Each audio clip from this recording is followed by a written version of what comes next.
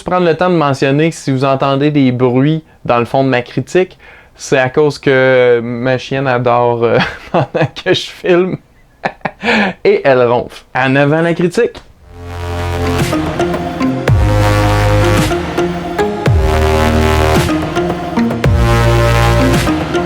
Bonjour et bienvenue à Chuck B Critique. Aujourd'hui, je donne mon avis sur le nouveau film d'action mettant en vedette Will Smith et Will Smith, intitulé L'Homme Gémeaux, version française de Gemini Man. C'est réalisé par le célèbre cinéaste Ang Lee et c'est scénarisé par David Benioff et Billy Ray. Ça raconte l'histoire d'un des meilleurs agents secrets qui doit maintenant se battre contre son pire ennemi, c'est-à-dire lui-même, mais littéralement. Au départ, j'ai bien aimé l'intrigue, mais plus l'histoire se développait, plus je constatais que c'était classique et que je pouvais prédire les revirements. Will Smith joue encore une fois un tireur d'élite surdoué, mais on s'attache tout de même à son personnage grâce au charisme de l'acteur. Il nous donne même une double performance d'un agent surdoué et d'une recrue en quête de sens à sa vie. J'ai trouvé que l'effet de rajeunissement digital qu'ils ont utilisé était réussi, mais pas autant, mettons, que Captain Marvel avec Nick Fury. Quand c'est fixe, il n'y a pas de problème, mais c'est quand que ça bouge que ça devient un petit peu moins fluide. Mary Elizabeth Winstead a pas un grand rôle, mais elle joue quand même une dure à cuire et j'ai bien aimé. On a aussi Benedict Wong qui est sympathique en allié de longue date, mais qui est un peu limité à juste des blagues. Il y a Clive Owen que j'ai trouvé correct, qui interprète un méchant assez traditionnel. Ça restait pas mal en surface pour ses motivations. J'ai trouvé que ça manquait un petit peu d'action, ce qui fait que les 2 heures du film passent un petit peu plus lentement. Il y a quelques scènes d'action divertissantes dans le film, mais j'en aurais voulu davantage. Celles qu'on a sont par contre très bien réalisées et trépidantes, comme par exemple une chasse-poursuite en moto. Je dois dire aussi qu'il y a certains effets en CGI qui étaient pas 100% réussis.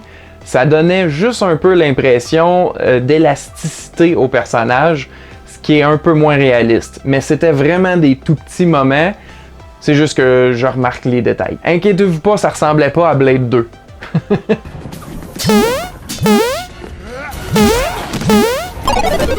Une autre chose qui m'a un peu dérangé, les placements de produits. Je sais qu'il y en a en majorité dans plusieurs films, mais ceux-là étaient tellement évidents, là, c'était comme... Voyons!